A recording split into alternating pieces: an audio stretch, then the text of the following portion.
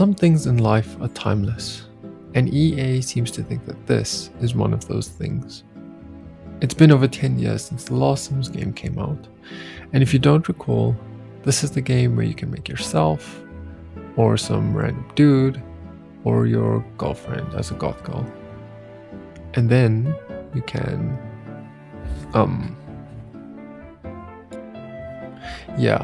So I imagine that for a lot of people, at least quite some time ago, The Sims was their first ever gaming experience.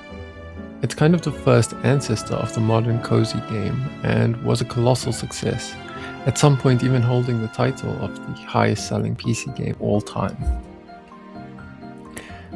I think that part of that success can be attributed to the ease at which this game could be digested and enjoyed by an array of people, regardless of their familiarity with gaming. These weren't ambiguous shapes or animals with trainers on, these were people, and you know what people do and want to do. Without the need for that foundational context to be laid, The Sims easily became the kind of game that you could sit next to your friend or neighbor or sibling and have a pretty good time playing Puppet Master, a sentiment that seems to have remained across its multiple iterations and sequels.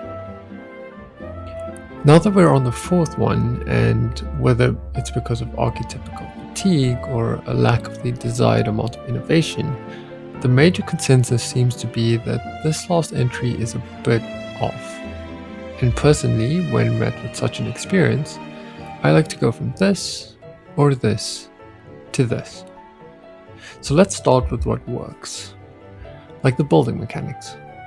Over the course of looking at the previous titles and the origins of the series, it's been a real treat listening to the original designer of the game, Will Wright, and his vision or approach to creating systems as well as games. When it comes to the house building, his background in architecture really shines through. There are some obvious limitations and caveats, but this is by far the best part about this game in my opinion.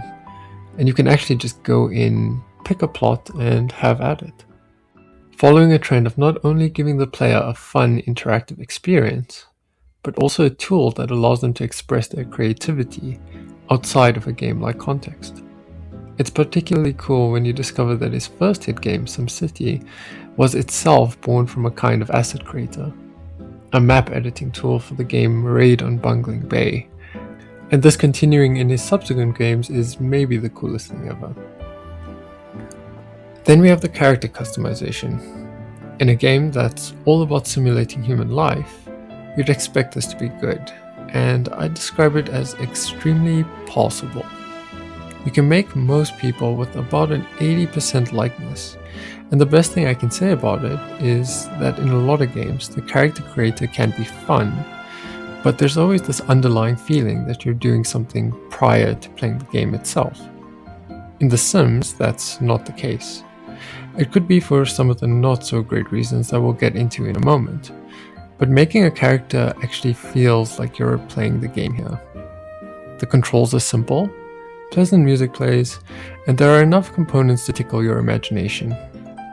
It's a fun aspect, even with a lot of the previously included features and options slowly shifted to DLC or removed entirely, as is the way of this era.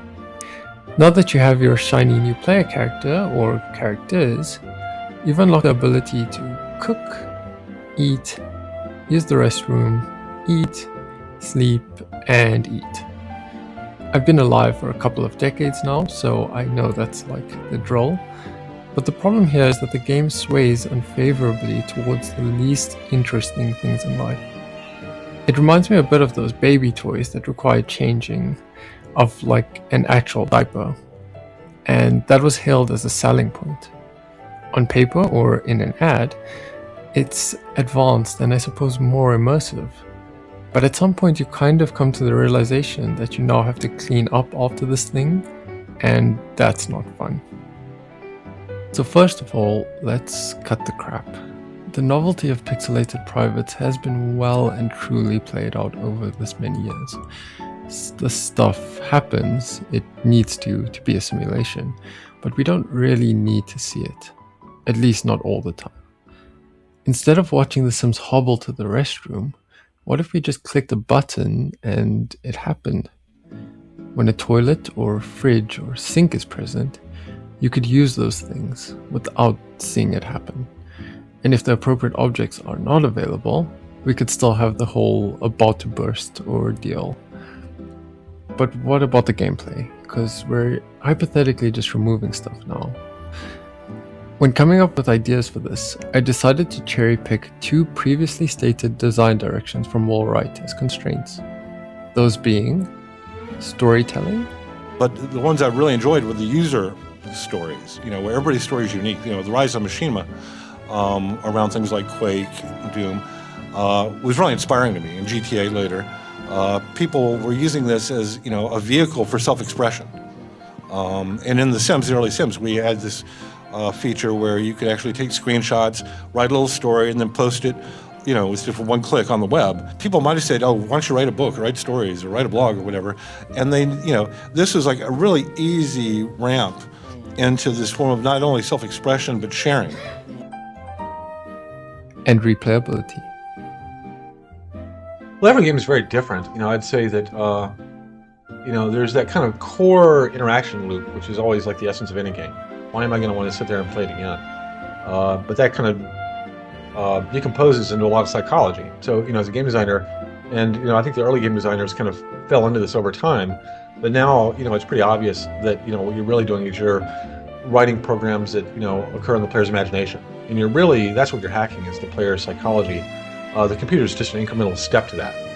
And so I think that that's probably the most fundamentally difficult problem any game designer faces, is what is going to make you interested, motivated, what's going to have you thinking about the game even when you're not in front of it. So you're playing it in your imagination and wondering what your next move is going to be, or the next time you play the game, what your strategy is going to be. When The Sims first came out, it was considered revolutionary for being a game without a defined win condition, like a last level or simplistic goal that would trigger end credits. But as we found out then, and time again with sandbox games, there is always a win condition. And when it is created by the player, it is always perfection. The same goal of any creative pursuit, to turn nothing into something that looks and works just the way you imagine.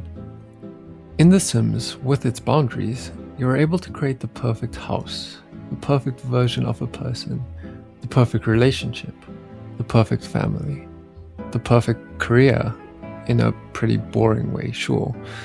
But considering that this game is a simulation of life, there is an important omission: the perfect day.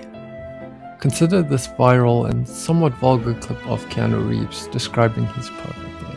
I don't know. Well, okay, first of all, hopefully, you've finished a great job, you've done some great work, you're coming home, you see some friends and family, hopefully you're in a relationship, you have some morning sex, eat a great breakfast, go for a motorcycle ride, come back, swim, have more sex, eat some more, hang out for a little bit, maybe do some reading, go see a movie, have more sex, go to the bar, have a couple of drinks, see some friends, take a motorcycle ride, get home, hang out a little bit, have more sex. That's a pretty good day. I love your life. Interesting, right? No mention of bathroom breaks or brushing teeth. I guarantee this would be the same for you when imagining your perfect day, or even recalling your best day so far. The fact is that The Sims actually has a lot of cool gameplay and RPG elements that many wouldn't know of.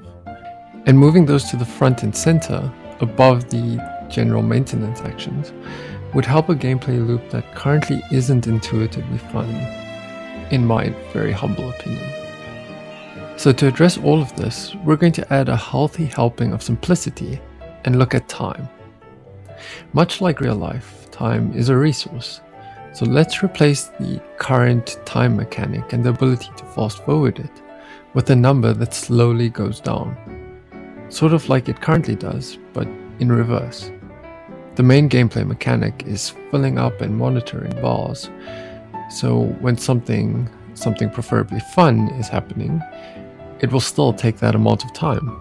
But now you can just pay time to instantly do the smaller, boring stuff, without interrupting what you're currently trying to do, which is always annoying.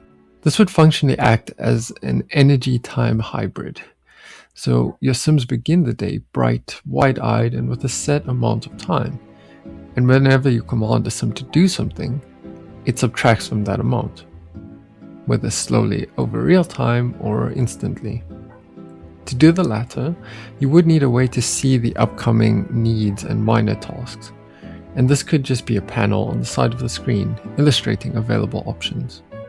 When the resource runs out, the Sim needs to sleep, like right away, and they each wake up in the morning with that resource replenished. Simple. But for this to work, we would need to consider how sleeping currently works too. At the moment, whenever a Sim nods off, their energy bar refills, and you watch this happen, like actually watch them sleep, without being able to do anything until they wake up, or until they inevitably need to go to the restroom. The game is kind enough to fast forward this, and this would be really useful in the event that anything interesting happened at night, but those moments are far and few between. So why not fade to black until tomorrow, like how it works with humans? Suddenly, I was awake. And say something interesting did happen, you could get an allotment of nighttime and actually have a reason to wake up tired. Because we no longer have a 24-hour clock on the screen to break immersion, we would need a way of knowing what time of day it is, as well as the weather, season, day, etc. And simplifying that to the most basic language could not only work, but may also help the aforementioned RPG elements. Do this thing with this object at this time, and this will happen. I'm pretty sure this is how it works already, but game language that's built for storytelling will result in players knowing how to tell and create their Sim stories in both the game and outside of it. Beyond all of that and moment-to-moment gameplay, this game kind of goes on without any sense of purpose. I know those in the game's community probably know how to get the most out of it all, but to the average person, there's just too much that needs to be filled in by the gamer's imagination. You pick these aspirations when you create your Sims, and they spit out these tasks that they have to do over time in order to accomplish them. But the problem is that you can also pick how quickly time passes in the world, so there's potentially no tension at all. When telling any story, structure is necessary. Sequences, spaces, periods, paragraphs. Necessary for it to function as a form of communication, but also to create the systems in which you can control pacing in order to entice and intrigue. The problem is that The Sims plays like a sentence that endlessly goes on, all in one line and completely in the view of those experiencing it. So let's go old school with this one. And you probably already missed it. To me, it's just crying out for the unpredictability of a simple page turn. And when observing the community, it's pretty clear that they want it too. So imagine that after a set amount of in-game days, this pops up. A simple screen that shows you the Sims' progress towards their aspiration and their various stats. It's all stuff already in the game, and the really fun part starts when you go to the next chapter. We'll call them chapters. The game simulates an amount of time and makes decisions based on the actions that you've previously done. And anything could happen when you see the Sims again. A beard, a belly, an unexpected accomplishment, anything at all. If that's not yet appealing, let's imagine a bit further. We've turned this into a bit of a resource management game with time and money. So let's say that there's this one special Sim that catches your eye. You invest time and money to get closer, impress them, and increase the bars. And then the chapter ends. Did you do enough? Will they still be there? Will things have progressed? Will they be someone else? You get the idea. It turns the game into more of an active participant in the storytelling, and would hopefully make everything more replayable. There is also the potential for something else that's kind of old school, an honest-to-God game over screen that appears when you end a chapter and all of your Sims are dead upon proceeding to a new one. There is one already, but this would hopefully be a more tense and devastating version. I feel like this extra failure state brings a bit of weight to adding new Sims to your household and building a lineage. It also adds a number right here, which would appeal to that specific type of gamer that sees numbers as challenges, which is much needed given that I once saw a Sim speedrun that consisted of a bunch of requirements on a PowerPoint bingo card. So let's throw them a bone. Anyway, that's me getting the ball rolling. Would you play this version of The Sims? And I'm sure you have more ideas or hopes for the anticipated corporate turnover that results in The Sims 5, or Infinite, or Forever, or something. Until next time.